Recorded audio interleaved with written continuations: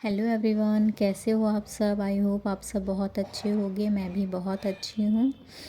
Welcome to my simple lifestyle. तो चलिए एक न्यू व्लॉग की स्टार्टिंग करते हैं। और ये जो व्लॉग है ना, ये मंडे की नाइट का है। अभी रात के 10 बज रहे हैं। हमारा खाना पीना सब कुछ हो चुका है और जितने भी बर्तन इकट्ठे हुए थे ना, सबको मैंने अच्छे से वॉश कर लिया है और आधे घंटे के लिए स्लैब पे ही छोड़ दिया था, जिससे कि पानी वगैरह हट जाता है। तो मैं बर्तनों को उनकी जगह पे ऑर्गेनाइज़ कर देती हूँ।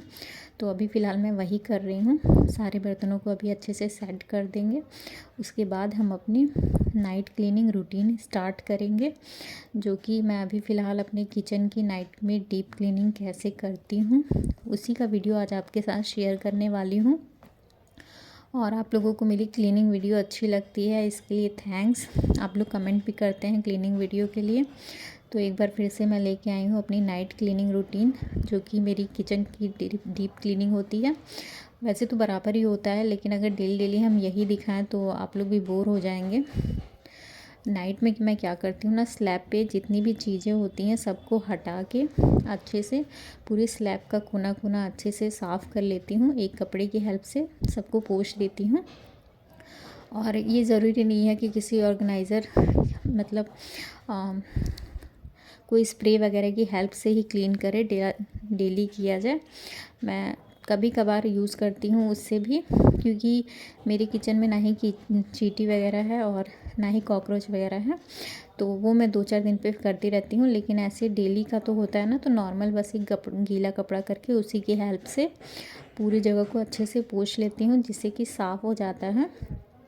क्योंकि किचन में ऐसा होता है कि बराबर खाना वगैरह कुछ भी बनता रहता है ना, तो थोड़े बहुत इधर उधर छींटे चले ही जाते हैं।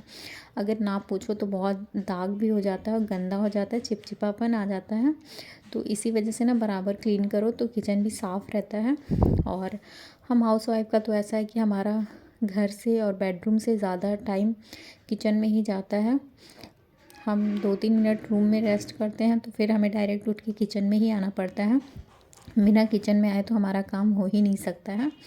तो इसीलिए अपनी किचन की डीप क्लीनिंग और किचन को अच्छे से ऑर्गेनाइज़ करना हमें अच्छा भी लगता है, क्योंकि साफ़ रहता है ना, तो काम करने में मन भी लगता है और अच्छी लगती हैं सारी चीज़ें अगर एकदम अच्छे से क्लीन रहती हैं, अपनी जगह पे ऑर्गेनाइज़ रहती हैं। तो बस वही सारे डब्बे वगैरह हटा के और आसपास का सारा एरिया क्लीन कर दिया है। और फिर सारे डब्बे जहाँ थे बस उन्हें अच्छे से उनकी जगह पे ऑर्गेनाइज़ कर दूँगी। ये जो मेरे छोटे मोटे डब्बे हैं ना मसाले वाले, इन्हें मैं यहीं साइड में ही रखना मुझे सही लगता है, स्पैचुला वगैरह, क्योंकि इन सारी चीज़ों की बराबर हमें ज़रूरत पड़ती रहती है। तो इसीलिए मैं इसे पास में ही रखती हूँ।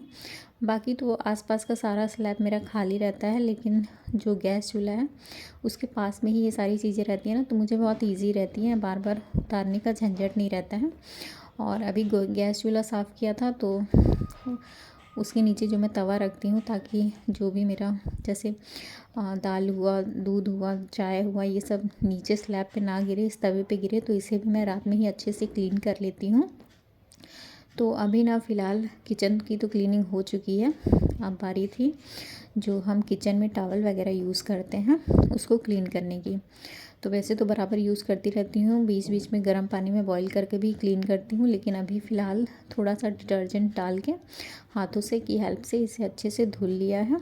और पानी से तब तक धोते हैं ना जब तक उसका पूरा गंदा निकल ना जाए। जब साफ़ पानी गिरने लगे ना, तब हो जाता है कि हाँ, हमारा टॉवल अच्छे से क्लीन हो चुका है।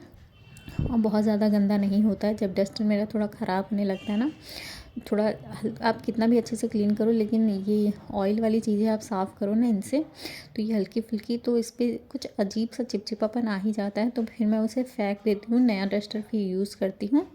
और अब जब ये सारी चीज़ें हो चुकी थी, तो अब बारी थी हमारे किचन के काउंट आई मीन सिंक का और टोटी वगैरह का आसपास का एरिया। तो इन्हें भी क्लीन तो करना बहुत ज़रूरी है, क्योंकि ये तो किचन का सबसे बेस्ट पार्ट है। क्योंकि यहाँ पे हम बर्तन वगैरह धुलते हैं, जब तक ये साफ़ नहीं रहेगी तब तक आपका किचन बिल्कुल भी साफ़ नहीं रह सकता है। क्योंकि सारी अगर ये चीज़ गंदी रहे ना, तो सारा डस्ट और कीड़े वगैरह सब यहीं से आएंगे। इसीलिए इस एरिया को क्लीन करना बहुत ज़रूरी होता है। तो इसकी भी क्लीनिंग मैं इसी टाइम कर देती हूँ। और जब ये सारी क्लीनिंग हो जाती है ना, तो लास्ट में बारी होती है हमारे हैंड को अच्छे से क्लीन करने की, क्योंकि जब सब कुछ साफ़ होता है तो फिर हमारे हैंड गंदे हो जाते हैं जब भी हम ऐसा डस्टिंग वाला कोई भी काम करते हैं। तो अभी फ़िलहाल चीकू आ चुका था, उसे भी पानी पीना था, तो मैं भी काम करते करते थकान हो जाती है ना, तो फिर मैंने भी अपना पानी पिया। और अभी देखिए सब कुछ कितने अच्छे से साफ़ हो चुका है। और ऐसा सुबह उठिए ना और ऐसी किचन एकदम क्लीन मिलता है तो बहुत अच्छा लगता है मुझे तो फाइनली। और मुझे काम करने में एनर्जी भी आती है और लगता भी है कि हाँ चलो अब अच्छा है, अपने काम की स्टार्टिंग करते हैं। तो अभी फ़िलहाल मैंने चीकू को दूध दिया था, तो उसकी ना जो मैं गुड़ रखती हूँ, गुड़ पाउडर, वो बॉटल भी खाली हो चुकी है, तो उसे भी मैं अभी फ़िलहाल धुलूँगी। मैंने ध्यान नहीं दिया था, तो उसे भी मैंने सिंक में डाल दिया है। और ये ना मैं गोभी ग्रेट कर रही हूँ, क्योंकि मुझे इसके पराठे बनाने थे, तो वही मैं ग्रेट करके रख दे रही हूँ। इससे क्या होता है ना, बहुत इजी हो जाता है। नाइट टाइम में आप इसे करके रख दो ना, तो मॉर्निंग में इन सारी चीज़ों की झंझट नहीं रहती है। तो वही ग्रेट कर देती हूँ आराम से। और ये जो ग्रेटर है ना, अगर इसमें मैं आराम से धीरे धीरे ना करूँ ना, अगर हड़बड़ी करते हैं हल्की सी भी, तो हाथ वगैरह कट जाता है। तो इसलिए मैं इसे आराम से और जब एकदम फ्री टाइम रहता है तभी करना मुझे सही लगता है। तो इसी टाइम, क्योंकि मॉर्निंग का टाइम तो ऐसा होता है ना कि इतनी हड़बड़ी होती है कि थोड़ा हम फास्ट ही करते हैं, और फास्ट करने के चक्कर में तो अधिकतर होता है कि उल्टा ही होता है काम, और काम बढ़ भी जाता है। और अगर हमारी उंगली वगैरह कट जाए तब तो हमारा काम भी बहुत डिले होने लगता है। और इस टाइम अगर ठंडी में हो जाए तो जल्दी सूखते भी नहीं हैं। तो इसीलिए सारी चीज़ों को आराम से ही करते हैं, जिससे कि कट वगैरह ना लगे हाथों में। बहुत प्रॉब्लम होता है फिर हमें किचन के काम वगैरह करने में। तो इसीलिए सारी चीज़ों को, अब सब कुछ साफ़ हो चुका था। गुड़ का जो डब्बा था उसे भी मैंने क्लीन कर दिया था। तो अब किचन का काम पूरा फुल्ली ख़त्म हो चुका है। हस्बैंड को भी दूध दे दिया था, चीकू ने भी अपना दूध फिनिश कर लिया था, और सुबह के लिए मैंने गोभी भी ग्रेट कर लिया है। तो अब चलते हैं, अब बारी थी सोने की, तो अभी चलते हैं सोने। तो अब मैं आपसे ना नेक्स्ट डे मॉर्निंग में मिल रही हूँ। और आज ना हस्बैंड ने चाय बैठा दी थी, इसीलिए मैंने चाय का शूट नहीं किया। बस मैं आई थी चाय छानने, क्योंकि आज उन्हें लंच नहीं ले जाना था, तो इसलिए मैं थोड़ा आराम से ही उठी थी। और उन्होंने चाय भी बैठा दी थी, तो मैं ब्रश वगैरह सब कुछ करके आ गई थी। और चाय के साथ मैं अभी टोस्ट ले रही हूँ, क्योंकि अभी मेरा मन कर रहा था कुछ टोस्ट वगैरह खाने का। तो अभी फ़िलहाल हम वही खा लेंगे चाय के साथ। और इसके बाद फिर वही बस पराठा ही बनाऊंगी मैं। और गोभी के साथ ना थोड़ा सा प्याज वगैरह और मंगरेल, जवाइन, नमक, हरा धनिया और हरी मिर्च का यूज़ नहीं कर रही हूँ। चिली फ्लेक्स थोड़ा सा डाल देती हूँ, क्योंकि ये ना उतनी तीखी रहती नहीं है। और अगर ग्रीन चिली वगैरह डालो ना तो थोड़ा बहुत मुंह में चला जाता है बच्चे का, तो फिर तीखा ना भी वो नहीं खा पाता है। तो इसीलिए मैं जब भी पराठे वगैरह बनाती हूँ तो चिली फ्लेक्स ही डालती हूँ। और अभी फ़िलहाल मैं आज सरसों के तेल में पराठे बना लूँगी। और रात में जो सब्ज़ी बनी थी ना, सूरन की सब्ज़ी बनी थी, वही सब्ज़ी बची हुई है, तो इसी से हमारा ब्रेकफास्ट हो जाएगा। क्योंकि हस्बैंड को लंच ले जाना नहीं था, तो इसलिए मैंने सोचा बस पराठे ही बना लेते हैं और उसी सब्ज़ी के साथ ब्रेकफास्ट हम कर लेंगे।